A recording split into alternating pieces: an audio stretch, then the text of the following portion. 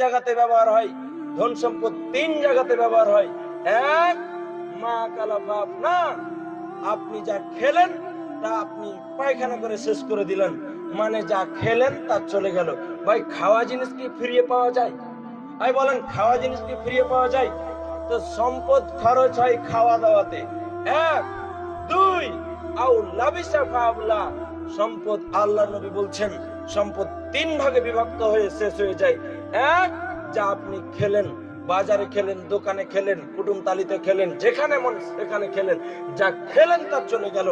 দুই, আল্লাহ নবী বললেন আউ লাবিসা ফাবলা, যা পরিধান করলেন তা শেষ হয়ে গেল।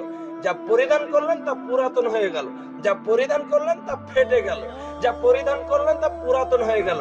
তো এখন পোশাক আশাক কিনে দামি দামি পোশাক পরে যে টাকাগুলো আপনি লাগালেন সেটা পোশাক পরেই শেষ হলো। যা দামি দামি